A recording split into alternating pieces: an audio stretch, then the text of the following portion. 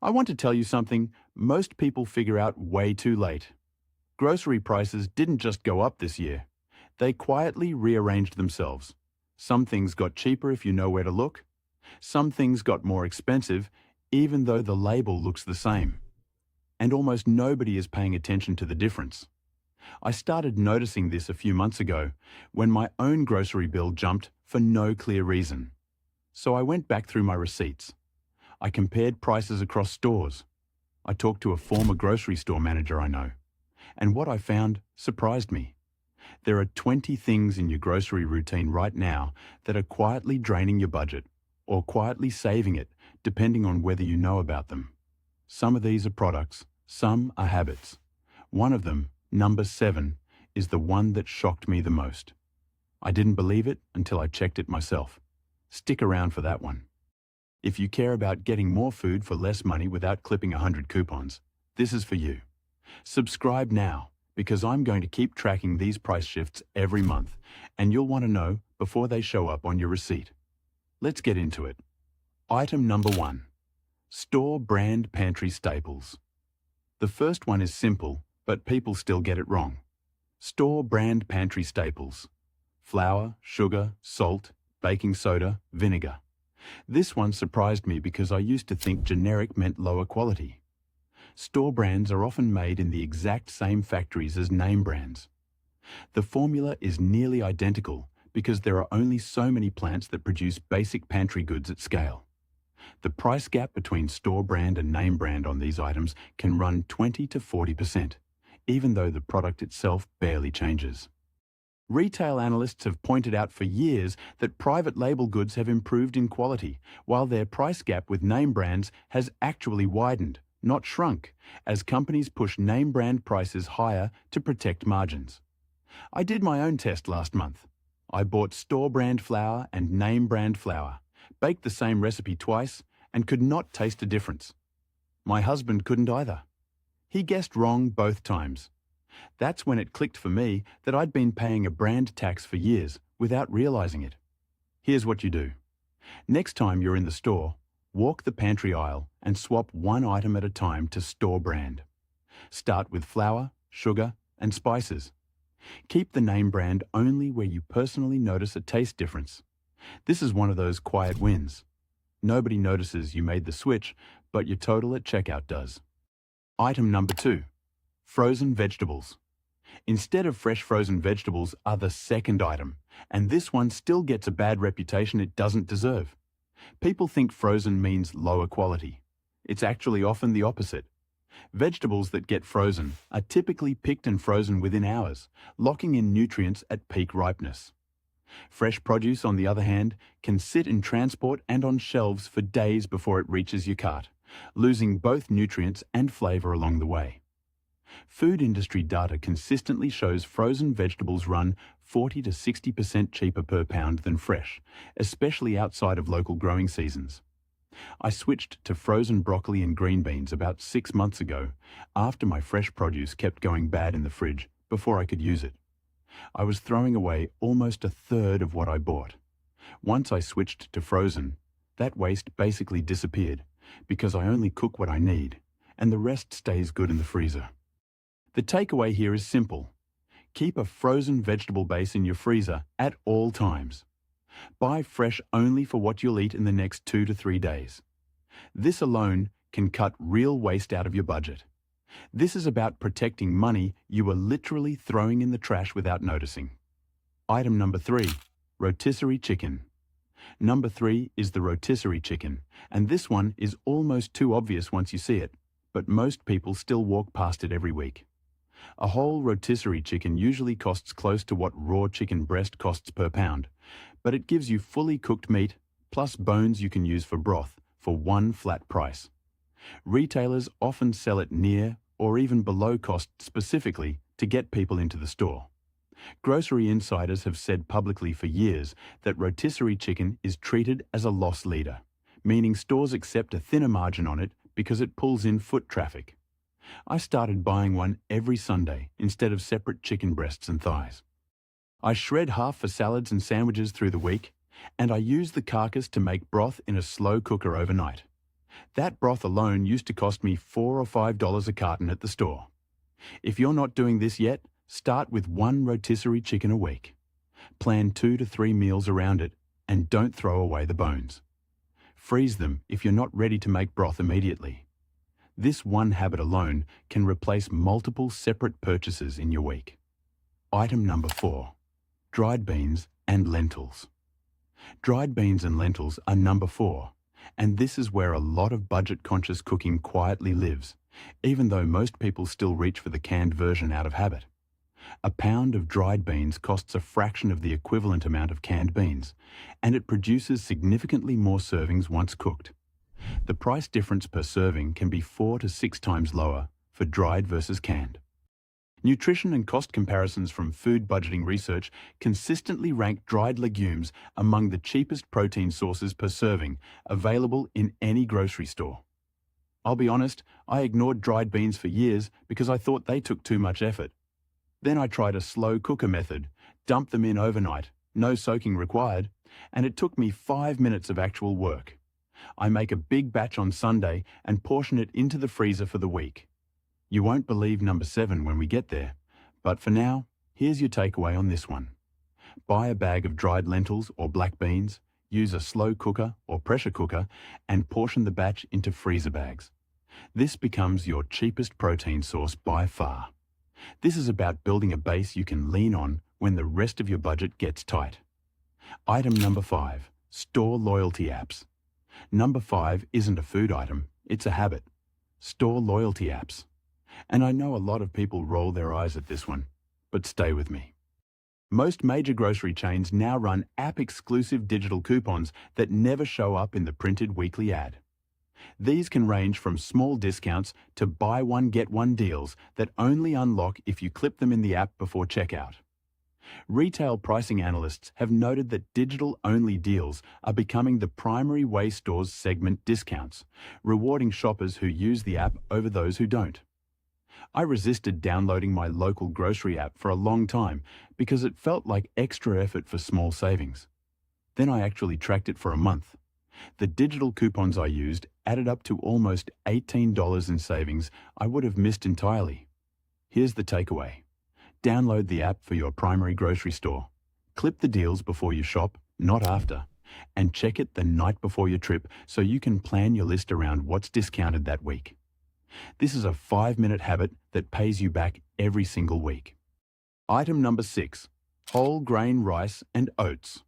In bulk, number 6 is rice and oats, bought in bulk rather than small boxes. This one seems minor until you look at the actual math per serving.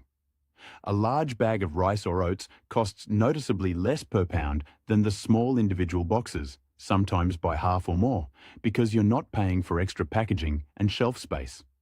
Consumer research on bulk buying consistently shows that grains and oats are among the categories with the steepest per unit savings when purchased in larger quantities, especially at warehouse retailers. When I switched from small boxed oatmeal to a big bulk bag, I assumed I'd let half of it go stale before I finished it. That didn't happen. Oats and rice store for a long time in a sealed container, and I ended up using the whole bag within 2 months at a fraction of the per serving cost of the small boxes. The move here is simple. Buy rice and oats in the largest size that fits your storage space, transfer them into airtight containers, and stop buying the small boxes entirely unless you're traveling. This is one of the easiest swaps on this entire list, and almost nobody does it. Item number 7, the produce sticker trick. This is the one I told you about earlier. Number 7. And this is the one that genuinely surprised me when I confirmed it myself. Grocery stores mark down produce that's nearing its sell-by window, but they don't always announce it with a big yellow sign. Sometimes it's a small sticker, sometimes it's a separate discount cart tucked in a corner of the produce section that most shoppers walk right past. A former grocery store employee I spoke with confirmed that markdown produce carts exist in most major chains, but store policy often discourages staff from advertising them loudly because managers don't want to appear to be selling old stock. I asked my local store about this directly, and the produce manager told me they mark down bananas, avocados, and bagged salads daily, sometimes up to 50% off right before closing. I started timing my trips for early evening, and I've found discounted produce almost every single time since. Here's what to do. Ask your produce department if they have a daily markdown cart or shelf, and ask what time of day it typically gets stocked. Shop that window specifically when you need produce for immediate use, not for storage. You don't want to be the person walking past free money every week without knowing it's there. Item number 8. Canned tomatoes and tomato products. Number 8 is canned tomatoes in all their forms: whole, crushed, diced, and paste. This is one of the most underrated pantry staples for stretching a food budget. Canned tomatoes are picked and processed at peak ripeness, which means they're often cheaper and more consistent in quality than fresh tomatoes, especially outside of summer growing season, while working in nearly every savory dish you can think of. Food cost breakdowns commonly cite canned tomato products as one of the best cost per meal ingredients because a single can can form the base of soups, sauces, stews, and chilies that stretch across multiple meals. I used to buy fresh tomatoes for sauces out of habit, thinking it was healthier or better tasting. Once I did a blind taste test with a homemade marinara using canned versus fresh, off-season. The canned version actually won. It was more consistent and less watery. The takeaway is to keep a stock of canned tomatoes in your pantry at all times, buy them when they're on sale in bulk, and build simple base meals like sauces and stews around them. This is one ingredient that can quietly carry your whole week of dinners. Item number 9. Eggs, bought in the largest carton. Available, number 9, is eggs, and specifically, buying the largest carton size your household can use before the expiration date. Eggs almost always have a lower per egg cost in larger cartons, 18 or 30 count, compared to the standard dozen, even though the cost per carton looks bigger at first glance on the shelf. Grocery pricing patterns show that retailers use small cartons as an entry price point to look cheap, while the real savings live in the larger sizes that most shoppers overlook because the total price tag looks intimidating. I switched to buying 18-count cartons a while back, and I was worried I'd waste eggs I couldn't use in time. In practice, eggs last 3 to 5 weeks refrigerated, longer than most people assume, so I never came close to wasting them. If your household eats eggs regularly, buy the larger carton size and store them in the coldest part of your fridge, not the door, to maximize freshness. This is a small swap, but it adds up every single week you make it. Item number 10. Off-brand cereal and breakfast. Staples, number 10, is off-brand cereal and breakfast staples, and this is another one where the price gap has quietly widened over the past couple of years. Name-brand cereal boxes have gotten smaller while prices have climbed, a pattern sometimes called shrinkflation, while store-brand equivalents have largely held steadier both in size and price. Consumer advocacy groups have documented shrinking package sizes across cereal and snack categories for several years running, even as shelf prices stayed flat or increased. I compared my daughter's favorite cereal, name brand versus store brand, side by side. The ingredients list was nearly identical. The store brand box was actually slightly larger for a lower price. She couldn't tell the difference in a taste test, and now that's just what we buy. The move here is to check the actual weight per box, not just the price tag, and compare name brand to store brand side by side. 9 times out of 10, the store brand wins on both price and quantity.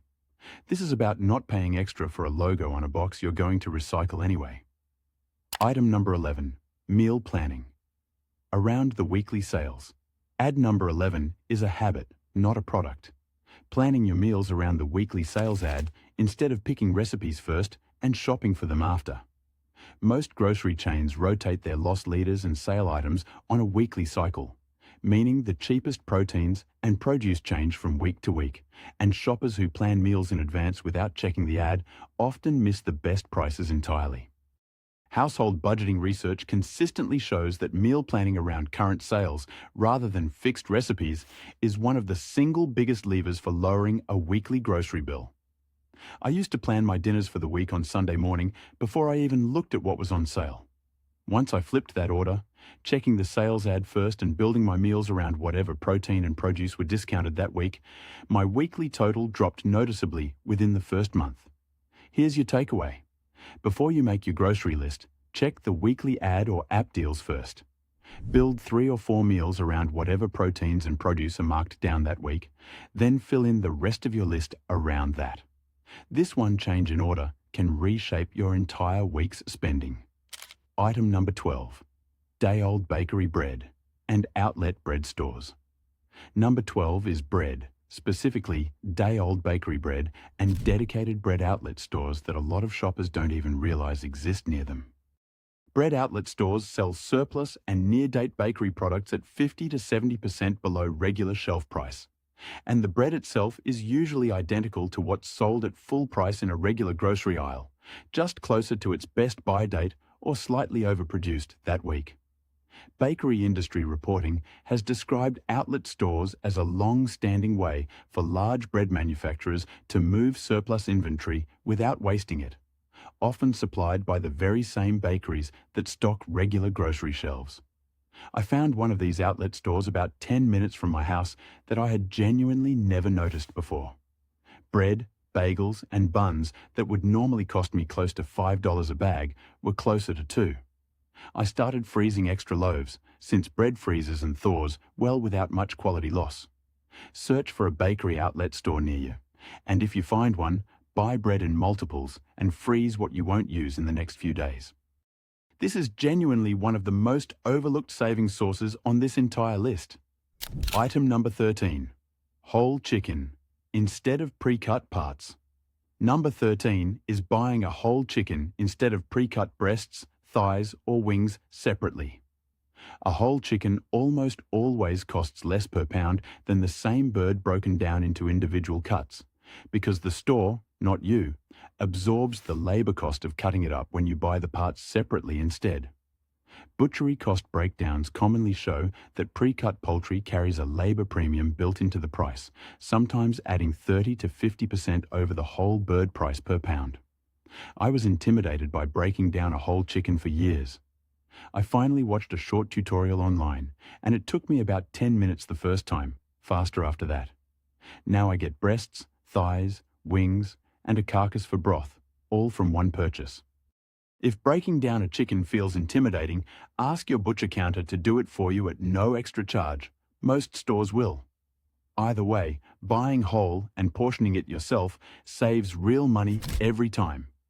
This is about not paying someone else to do 10 minutes of work you can easily do yourself. Item number 14. Seasonal produce instead of year-round favorites. Number 14 is shifting towards seasonal produce instead of buying the same favorites regardless of season. Produce that's in season locally is typically cheaper because it doesn't need to travel as far or be stored as long, while out-of-season produce often carries higher import and cold storage costs that get passed directly to the shopper. Agricultural pricing data consistently shows seasonal price swings of 30% or more on common produce like berries, stone fruit, and certain vegetables, depending on the time of year. I used to buy strawberries year-round without thinking about it. Once I started paying attention to the price swings, I noticed I was paying almost double in the winter compared to peak season. Now I lean on frozen berries in the off months and buy fresh only when they're actually in season and cheap. The takeaway is to loosely follow the seasonal calendar for produce in your region and lean on frozen versions of your favorite fruits during their off-season months. This is a quiet way to keep eating what you love without paying the off-season markup. Item number 15. Pasta and sauce bought separately, not as meal kits. Number 15 is pasta and sauce, specifically buying the components separately instead of pre-packaged pasta meal kits. Pre-packaged pasta meal kits charge a convenience premium for a combination you can easily assemble yourself from base ingredients that individually cost significantly less. Grocery cost comparisons routinely find that meal kits and pre-bundled dinner boxes carry a per-serving premium of 20 to 40% over buying the same components separately. I used to grab the boxed pasta dinner kits because they felt easy on busy nights. When I actually compared the per-serving cost to buying plain pasta and a jar of sauce, or better, canned tomatoes from item 8, the difference was significant for a meal that took about the same amount of time to make. Skip the pre-bundled meal kits and build the same dinner from base pasta, canned tomatoes or sauce, and whatever protein is on sale that week. This one habit alone can quietly save you money multiple nights a week. Item number 16, cashback and receipt scanning apps. Number 16 is another habit, using cashback and receipt scanning apps after you shop, not just loyalty apps before you shop. These apps let you scan your receipt after checkout and earn cash back on specific items or categories, stacking on top of whatever in-store discount you already got, essentially giving you a second discount after the fact. Consumer finance coverage has repeatedly highlighted receipt scanning cashback apps as an easy, low-effort way to recoup a percentage of grocery spending without changing shopping behavior at all. I was skeptical this would add up to anything meaningful. I scanned my receipts for 2 months without changing a single shopping habit, and the cashback accumulated to enough for a free grocery trip by the end of it. The takeaway is simple. Pick 1 or 2 reputable receipt scanning apps, scan every grocery receipt for a month, and treat the payout as a small bonus fund toward a future trip. This is money you're leaving on the table if you're not already doing it. Item number 17, batch cooking and freezing leftovers. Properly. Number 17 is a habit again. Batch cooking larger portions and freezing leftovers properly, instead of letting them go stale in the fridge. Food waste studies consistently find that a significant share of household food budgets are lost not to high prices, but to food that's cooked, forgotten, and eventually thrown away before it gets eaten. Household waste research has repeatedly pointed to improper leftover storage and portioning as one of the leading causes of at-home food waste, more so than spoilage from the store itself. I used to cook a big pot of soup or chili, eat it for 2 days, then let the rest sit until it went bad. Once I started portioning leftovers into single-serving freezer containers the same night I cooked, I stopped losing food to the back of the fridge almost entirely. Cook larger batches when you already have the stove or oven on, portion leftovers into freezer-safe containers immediately, and label them with the date so nothing gets forgotten. This is about making sure the money you already spent on groceries actually turns into meals you eat. Item number 18, skipping pre-cut and pre-washed. Produce. Number 18 is skipping pre-cut and pre-washed produce in favor of whole produce you prep yourself. Pre-cut fruit, bagged salad mixes, and pre-washed vegetables carry a convenience markup that can run anywhere from 50 to over 100% above the same product whole and unprepped. Retail pricing breakdowns consistently show that convenience prepped produce is among the highest markup categories in the entire store, specifically because shoppers are paying for someone else's prep time. I used to buy pre-cut melon and bagged salad kits because they felt like they'd save me time.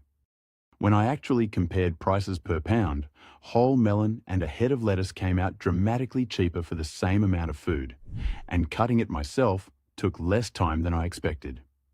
Buy produce whole when you can, and set aside 10 minutes once or twice a week to wash and prep it yourself in bulk.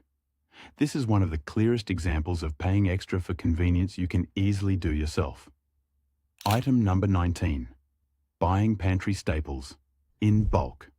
At warehouse clubs, number 19 is using warehouse club memberships specifically for the shelf-stable staples that make sense in bulk, not everything in the store. Warehouse clubs generally offer their lowest per-unit pricing on shelf-stable pantry items like rice, oats, canned goods, and paper products, while perishable items don't always offer the same savings if you can't use them before they spoil. Membership cost-benefit analyses commonly conclude that warehouse clubs pay for themselves specifically through bulk staple purchases, not through impulse buys on non-essential items, which is where a lot of members actually overspend. I joined a warehouse club years ago, and initially overspent on things I didn't need just because they were in bulk. Once I got disciplined and only used my membership for staples I already buy regularly, rice, oats, canned goods, the membership fee paid for itself within a couple of trips. Use a warehouse club membership strictly for shelf-stable staples you already buy often, and resist the urge to bulk buy perishables you might not finish in time. This is about using the tool correctly, instead of letting it use you. Item number 20. Tracking your own price. History. Number 20, the last one, is the habit that ties everything together. Tracking your own price history on the items you buy most often. Prices fluctuate more than people realize, even on basic staples, and without a personal record, it's nearly impossible to know if a sale price is actually a good deal or just a normal price dressed up as a discount. Consumer pricing researchers have noted that shoppers without a reference point for typical prices are more likely to be misled by sales signage that doesn't reflect a genuine discount. I started keeping a simple note on my phone with the regular price of the 10 items I buy most: milk, eggs, bread, rice, chicken, and a few others. Now, when I see a sale sign, I can immediately tell if it's a real deal or just marketing. It's changed how confidently I shop. Keep a running note of the normal price for your 10 most purchased items and check it against sales signage before you assume something is actually a good deal. This is the habit that makes every other item on this list work even better. So here's the pattern behind everything I just walked you through. It's never really one product or one store causing your grocery bill to creep up.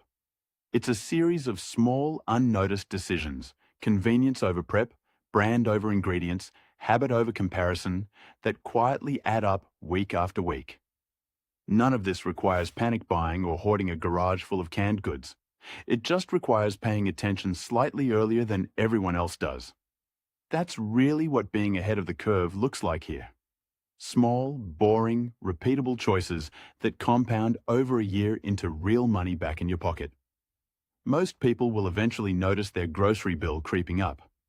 Most people will also notice it too late, after months of overpaying without realizing it. You don't have to be one of them. Pick 2 or 3 of these 20 and start this week. Don't try to do all 20 at once. That's how habits fail. Build slowly and let it compound. If this helped you see your grocery trip differently, hit subscribe, because I'm tracking these price shifts every single month. And there's more coming that most people still have no idea about. Drop a comment and tell me which one of these 20 surprised you the most. I read everyone. Until next time, shop smart, stay ahead of the curve, and I'll see you in the next video.